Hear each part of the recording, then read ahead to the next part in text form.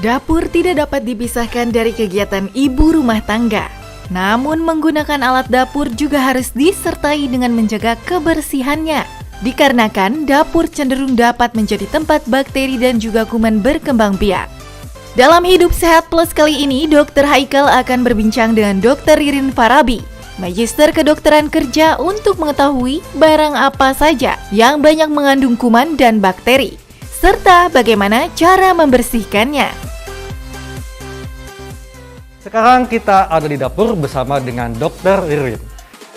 Kira-kira dok, alat-alat dapur apa saja yang berpotensi menjadi tempat perkembangbiakan kuman dan bakteri kalau kita tidak membersihkannya dengan tepat? Ya, banyak dokter alat-alat yang ada di dapur yang bisa menjadi tempat berkembangnya kuman dan bakteri. Salah satu contohnya adalah handuk atau lap tangan. Lap tangan. Betul. Nah, ini dok ya? Iya, boleh dok. Oke, ini kenapa dok lap tangan bisa menjadi tempat besarnya kuman dan bakteri? Karena seringnya lap tangan ini digunakan berkali-kali dan tidak digantikan. Digunakan pagi, siang, sore, tidak diganti. Padahal seharusnya setiap hari harus diganti. Karena digunakan basah sehingga menyebabkan kuman berkembang biak di sini. Jadi harus dalam keadaan kering dan bersih dok. Tapi kan kita mencuci alat dapur kan bisa 3 kali sehari dok. Artinya Betul. kita menggunakan 3 handuk yang bersih. Yang kering. Dalam 1 hari boleh dokter. Tapi kalau seandainya itu sudah terlalu basah dan terlalu kotor ya harus memang diganti. Tergantung pemakaian dan tergantung bagaimana keadaan lapnya itu sendiri. Nah, kalau untuk mengeringkannya itu apakah langsung di bawah sinar matahari atau cukup di tempat yang teduh dok? Sebaiknya sih di bawah sinar matahari ya dok. Jadi setiap selesai 1 hari kita beraktivitas, sore menjelang malam kita letakkan di tempat kotor untuk dibersihkan. Nah, besoknya baru dijemur. Selama dijemur kita ganti dengan yang baru gitu dok. Dan mencucinya dengan deterjen biasa dok ya? Tuh. Untuk membunuh kuman dan bakteri bisa menggunakan dengan air hangat dok. Air panas bisa untuk supaya bakteri itu bisa hilang. Apakah mesti dibedakan antara lap untuk piring dengan lap untuk alat masak? Ya, itu harus dok, karena itu penggunaannya berbeda. Kalau untuk alat masak, kita harus bisa membedakan mana yang digunakan untuk alat masak dan untuk handuk tangan dan untuk alat makan. Jadi penggunaannya semua terpisah. Berikutnya apa dok? Berikutnya adalah spons untuk cuci piring dok. Nah dok, ini kan spons memang selalu basah kondisinya. Betul, dan dok. memang meskipun menggunakan sabun, apakah tetap menjadi potensi besarnya kuman dan bakteri dok? Betul. Spons itu walaupun terendam oleh sabun, tapi juga tempat menjadi berkembang biaknya bakteri apabila tidak dibersihkan secara berkala. Dia tidak boleh terendam, tidak boleh dibiarkan terlalu lama, dan dibiarkan begitu saja. Jadi tetap setelah selesai membersihkan, cuci piring, itu harus kita kuras airnya, kita bersihkan kembali sponsnya. Gitu dong. Dan apakah mesti kita keringkan dok? Dan sampai kapan kita harus mengganti spons sabun cuci piring ini? Spons itu selama dia masih berfungsi secara fisik dalam keadaan baik, kita lihat bisa dari lihatnya sendiri dok. Nah itu masih bisa kita gunakan, dan kalau bisa setelah selesai menggunakan ditempatkan di tempat yang kering. Spons bisa digunakan, namun setelah dalam waktu 2 minggu itu boleh diganti dok.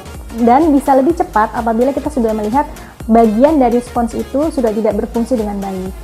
Jadi artinya harus mengganti spons paling tidak 2 minggu sekali dok. Secara reguler ya dok. Nah berikutnya apa lagi nih dok? Selanjutnya adalah talenan dok. Talenan, mana talenan nih? Oh ini dia nih. Iya. Nah talenan ini kan dok kita gunakan untuk memotong bumbu, bahkan daging dan ikan.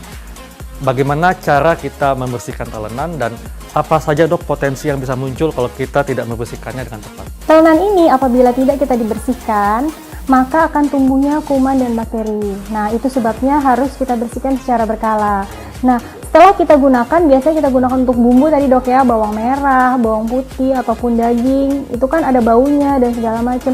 Ini bisa kita bersihkan dengan air hangat dok. Kita bilas, terus kita cuci bersih dengan sabun, dengan spons tadi yang kita gunakan tadi, dan kita keringkan, itu udah aman digunakan kembali. Apakah perlu membedakan talenan untuk bumbu masak dengan daging atau ikan? Ya, sebaiknya memang dibedakan, tapi jika memang tidak bisa, boleh tapi dengan dicuci. Dicuci dengan bersih, dicuci dengan air panas, dibersihkan dan dikeringkan, itu masih boleh digunakan. Dan berapa lama dok talenan ini bisa kita gunakan? Apakah ada masa saatnya kita mengganti talenan dengan yang baru? Kalau talenan ini kan terbuat dari kayu ya, atau bahan yang lebih awet. Biasanya kita bisa lihat dari fisiknya, apabila fisiknya ini sudah tidak berfungsi dengan baik, sudah permukaannya tidak rata, lalu sudah sangat kotor sekali, ini bisa kita ganti dengan yang baru. Baiknya menggunakan talenan berbahan dasar plastik atau kayu, Dok? Untuk talenan yang berbahan kayu itu karena mengandung pori-pori sehingga menyebabkan makanan bisa masuk ke dalamnya, sehingga membersihkannya jauh lebih sulit dibandingkan talenan yang berbahan plastik. Jadi lebih baik memang yang berbahan plastik, Dok, lebih aman, lebih mudah dibersihkan. Selanjutnya benda yang paling dekat dengan talenan, yaitu pisau. Nah, Betul. ini bagaimana, Dok, cara membersihkan pisau dengan baik dan tepat? Pisau itu sering kita gunakan ya, Dok, bermacam-macam fungsinya. Nah, kita di sini ada pisau nih, Dok. Pisau fungsinya bermacam-macam, tentu penggunaannya pun bermacam-macam. Bagaimana cara membersihkannya? Cara membersihkannya dengan menggunakan air panas bisa. Lalu untuk penggunaannya jangan lupa lagi ini penting, Dok. Kita harus membedakan pisau mana yang kita gunakan untuk ikan, ayam maupun daging dengan sayuran atau buah-buahan. Jangan sampai kita misalnya contohnya untuk memotong bawang, lalu kita gunakan dengan pisau yang sama untuk memotong buah. Nah, berarti di rumah harus kita bedakan mana pisau buah, mana pisau sayuran, mana pisau daging. Ini dibedakannya berdasarkan fungsinya atau kan sudah dibersihkan, Dok, dengan sabun cuci kan? Apakah tetap berpotensi kalau kita menggunakan katakanlah pisau ikan untuk memotong bumbu dapur, apakah akan berpotensi timbulnya penularan kuman dari ikan ke bumbu dapur? Baiknya sih dibedakan. Apabila kita tidak yakin mencucinya, kadang suka ada sisa bau bawang gitu ya, Dok, ya, karena itu kan membekas di buah. Nah, lebih baik dibedakan. Nah, ini pisau, kita punya 2 pisau, misalnya satu untuk buah, yang satu untuk daging. Intinya sih dibersihkan, Dok. Setelah diasah, jangan lupa harus kita bersihkan kembali. Kadang berpikir, habis diasah nggak perlu dibersihkan, lalu langsung digunakan. Nah, itu jangan, tetap kita bersihkan. Seperti tadi saya bilang, gunakan air hangat atau air panas untuk membersihkan supaya terbebas dari kuman dan bakteri. Dan dibersihkannya itu di bawah air mengalir, Dok, ya? Iya, betul, Dokter. Tentu harus di bawah air mengalir. Setelah dibersihkan dengan air panas, lalu dibersihkan dengan air mengalir boleh.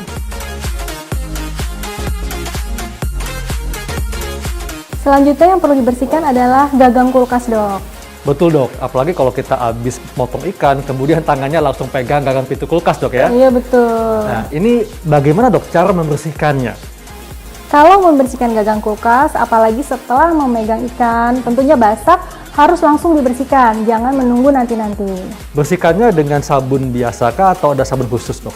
Sabun biasa boleh, tapi jangan lupa dibersihkan lalu dikeringkan. Ini kan umum, Dok, ya, di rumah tangga itu ada kayak semacam pegangan atau pelapis khusus untuk gagang pintu kulkas yang terbuat dari kain. Ya, ada Nah, tuh, Dok. apakah itu membantu untuk mengurangi kontaminasi atau malah bisa menjadi sarang baru untuk kuman dan bakteri? Bisa menjadi sarang baru untuk kuman dan bakteri apabila tidak dibersihkan.